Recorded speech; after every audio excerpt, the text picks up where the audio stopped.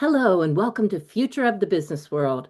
I'm Diana Drake with the Wharton Global Youth Program at the Wharton School, University of Pennsylvania. Each month on this podcast, I speak with innovative high school students from around the world who are starting and running businesses, nonprofits, and social movements driven by their entrepreneurial mindset. Today's guest was a student this summer in Wharton Global Youth's online Future of the Business World program, and she's going to be talking about one of our favorite products, cookies. Shaili Chudasama, welcome to Future of the Business World. Thank you so much for having me. I'm very excited to be here. All right, Shaili, let's get started. Tell us about yourself. Where do you live and go to school? I'm from Irvine, California. I'm a junior at Portola High School, and I've been running my business for over 3 years.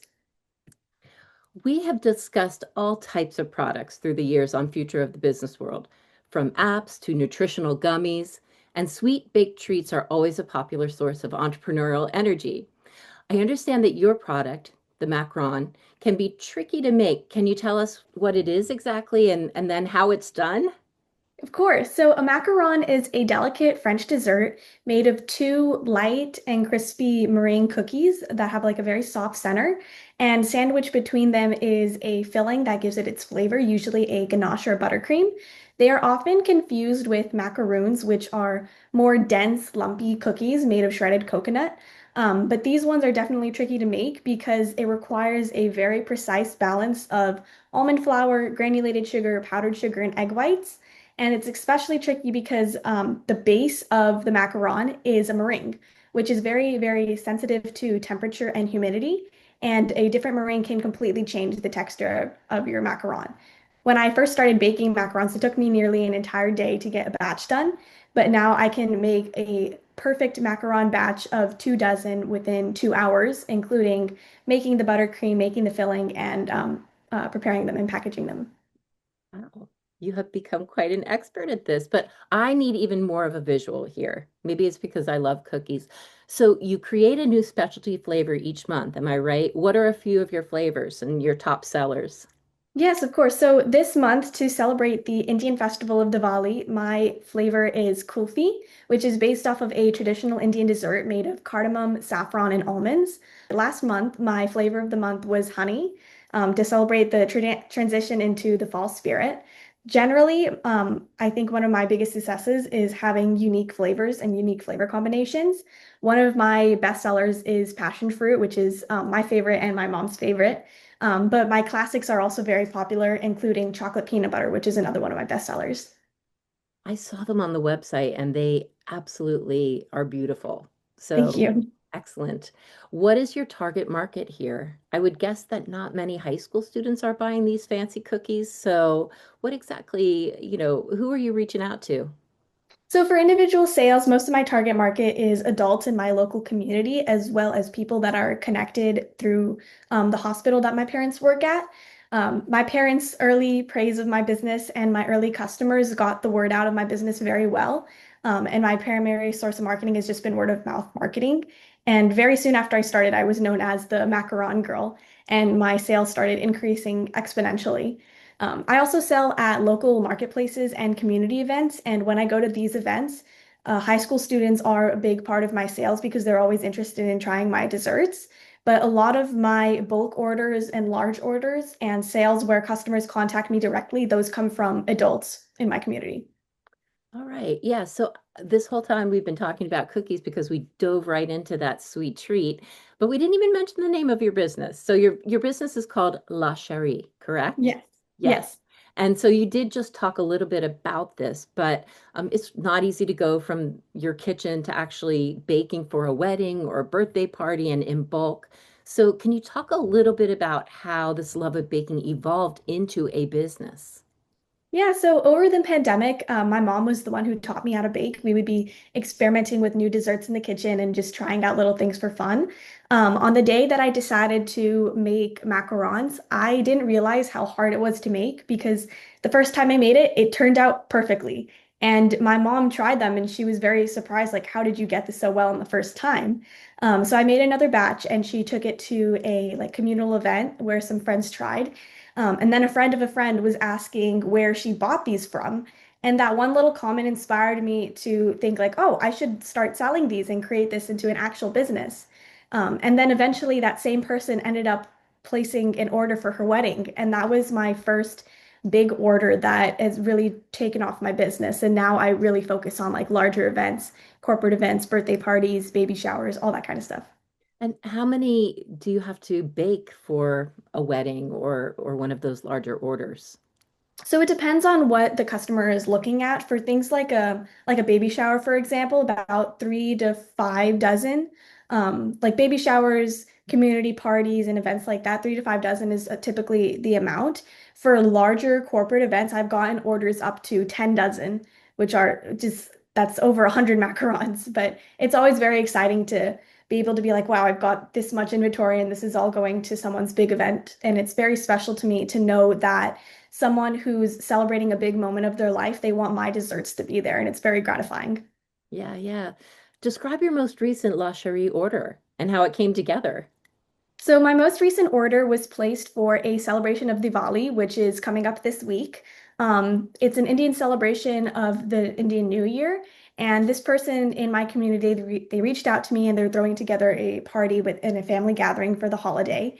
And I always love trying to incorporate my Indian heritage into my desserts, so I always get really excited when I'm making Indian flavors because traditional Indian sweets are usually very, very rich and intensely sweet. So I like to experiment to try to get it to have that perfect Indian flavor, but also to be light and delicate like a traditional macaron is.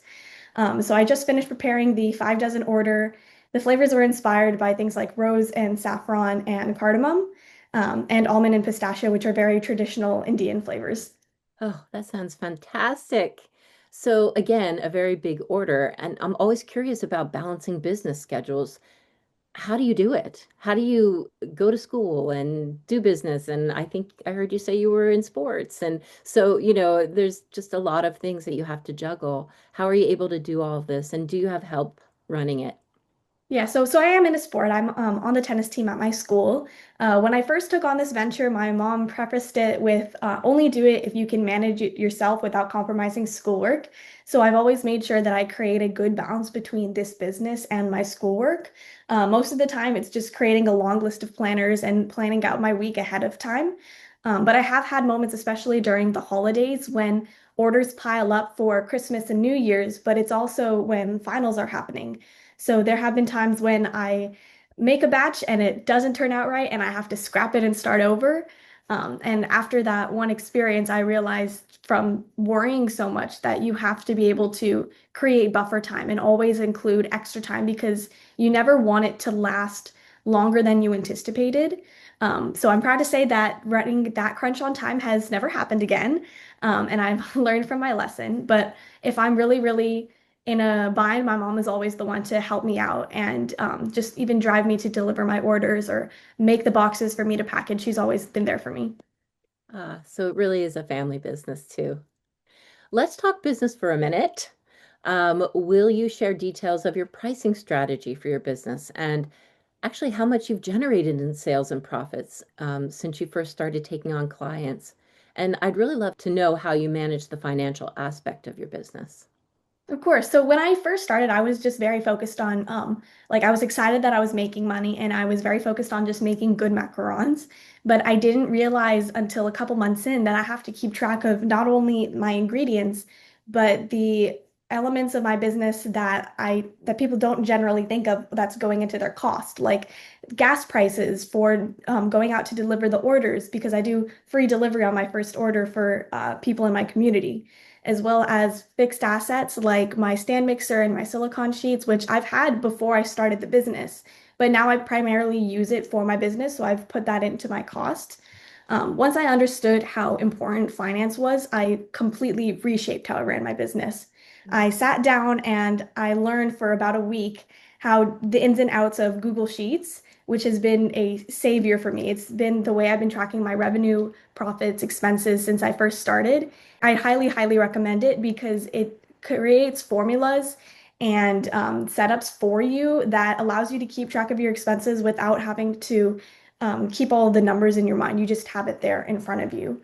I've also had to adapt my prices along the way. So when egg prices spiked in 2023, I realized that I needed to raise my prices, but also keep a fair value for my consumers and my customers.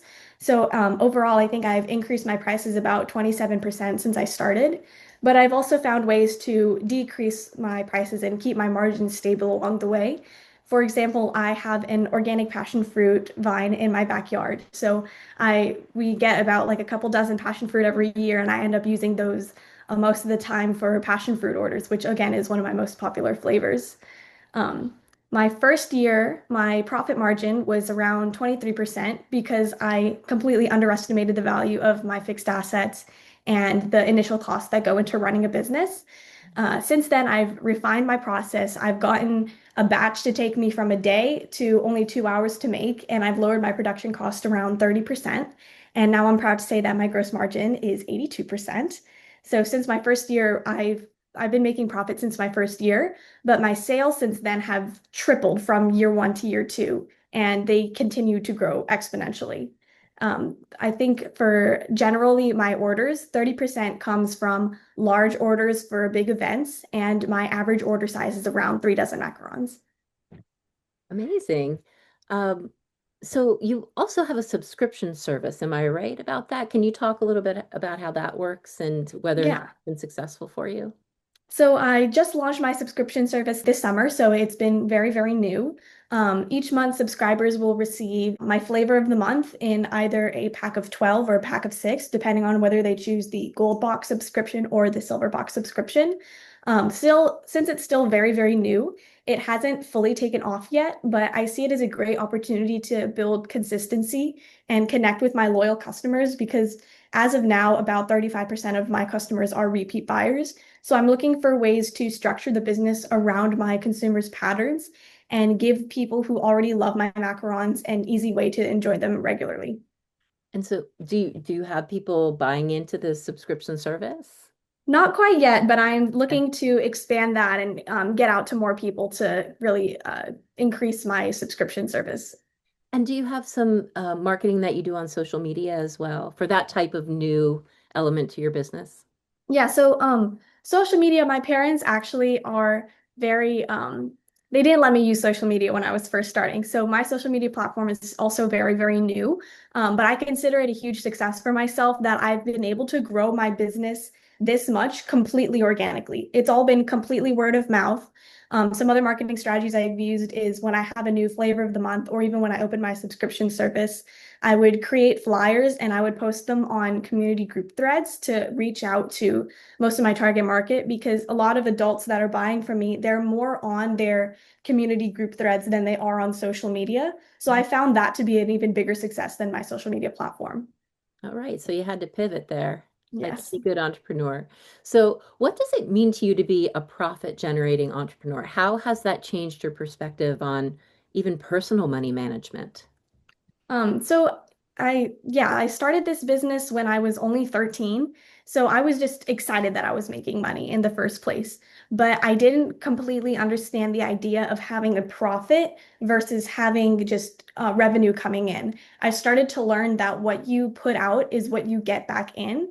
And I didn't learn, like I said, until a couple months in how to keep track of all of my expenses and my profits. But now that I understand where all my money is coming from and where it's going, I really appreciated how rewarding it feels to know that the money that I make comes from something that I created myself. So now instead of spending everything I earn, I set aside a portion to reinvest and I also set aside a portion to donate. And I think that mindset's going to stay with me long after this business. Interesting. And yeah, so let's talk about the donations. You contribute profits to a social cause in India, correct? Yes. Tell me more about it. So through my business, I've donated 20% of my profits to the Rajput community in India to help provide education for girls in underserved villages. And it's a cause that's really close to me because it connects to my heritage and it allows me to use my business for something that's bigger than myself. I think that education can completely change the direction of someone's life, and being able to contribute to that, even in a small way, gives me and my business a deeper sense of purpose. Making a food product comes with a host of requirements related to safe food handling, too, labeling, care around allergy information, and all of that. What have you learned about that process? Has that been integral to what you've been doing? Yeah, so since I started, I've taken food safety very, very seriously. Before every baking session, I always thoroughly clean and sanitize my workspace and all of my equipment. And I have a food allergy myself. I'm allergic to nuts, so I understand how important it is to be careful with ingredient handling, so that my customers don't have to worry about things like cross-contamination. Especially for orders that I know are going to be for large events, I print small signs with allergen information because I know what it's like to be at a party and worried about if the food there is something that I can eat and feel safe about. And I never want my customers to have that same experience. I also bake all my macarons with organic ingredients, and macarons are also naturally gluten-free. So they're a safe option for people with dietary restrictions. It's because I want every customer to feel confident that what they're eating is both delicious and, of course, like made responsibly so that they know what they're putting into their body is good stuff. Your experience growing a baking shop has really sparked a deeper interest in studying business. Has it quite literally opened a new career path for you? And what are some of the ways you're pursuing business education for your future? Yeah, so before I started La Cherie, I never really considered pursuing business as a career. Baking was something I love to do for fun, but once it turned into a real company and I started learning about marketing, entrepreneurship, and customer relationships, I really fell in love with the business side of everything and the management and everything that happens behind the scenes. So since then, I've become very, very involved with business at my school. I have a lead role in my chapters, in my DECA chapter and my business club, and I've gone on to win both regional and state business competitions from participating in DECA. Additionally, over the summer, like you had mentioned before, I attended Wharton's Future of the Business World online program, and it was an absolutely incredible experience. I learned so much about product development, trends in the business world, and how consumers evaluate products before they buy them, and I've really incorporated that into my business. One of my highlights during the program was our final project that we had to do, where we pitched a business idea within a group, and our classmates had to invest virtual funds into their favorites ideas. So my group ended up being a project called Vibe, which was a music sharing app. And we received the largest investment by far in the program. And I remember afterwards, me and my teammates, we FaceTimed and we stayed on there for like an hour. And we were just all so excited that we've come so far together. We still have that group chat running, and I very much value the connections and friendships that I made through that experience. That's great to hear. And I'm also curious if your experience starting and growing La Cherie uh, was something that you brought to the future of the business world discussions too. Did you, tell your group about your entrepreneurial experiences, and did it help enrich the learning that was happening? Yeah, so I did mention during the class, like in some of the intros, that I had a business, and my group mates knew all about my business and my macaron venture. But especially when we were designing our product and designing our marketing for the final project, I'm very well versed in Canva and very well versed in creating like flyers and advertisements based off of the aesthetic of the business. So I was definitely, I think, a big part of making those flyers and making promotional materials for our fake company. Awesome. Let's end with our lightning round. Please answer these questions as quickly as you can. What is something about you that would surprise us? I don't like chocolate, which a lot of people find ironic since I run a baking business and I sell chocolate a lot. I actually don't like chocolate. When you're not baking macarons, what is your favorite treat to bake and eat? I really like making creme brulee because the base of creme brulee is egg yolks and I use egg whites for my macarons. So it's great to know that I'm not wasting anything. Very good, very holistic. What is your favorite midnight snack? A big bowl of Cheez-Its. I love Cheez-Its. Do you prefer texting or talking? I prefer talking just because I feel like you get a deeper connection through talking. What component of the entrepreneurial mindset do you most appreciate and why? I think I most appreciate adaptability because learning over my business is that entrepreneurship is not a straight path. It's full of curves, it's full of mountains and valleys, and being able to adjust and problem solve and keep moving forward even when things don't go as planned is very, very important when you're running your business. But every challenge pushes you to improve. And I think that being adaptable, it doesn't mean giving up or turning around. It just means being more creative and finding a way to wiggle through your problems. What is your best advice? My best advice would be if you ever have an idea that you've just thought about starting it and it keeps coming to your mind, do it because you might not have the same opportunities when you're older or later in the future, and you would rather live with the strength of having to fight through to get to your goals instead of living with the regret of you could have done something before. You are starting your own business themed talk show. Who is your first guest, and what is your first question? My first guest would be Jamie Siminoff, who is the founder of Ring, and I believe he has the biggest comeback story in entrepreneurship history. Since he went on Shark Tank, he didn't get a deal, but the next time he came back as a shark, which is very, very inspiring to me. So my first question to ask him would be, when was the moment when you realized that you were no longer afraid of failure? All right, Shaili, thank you for joining us on Future of the Business World. Thank you so much for having me.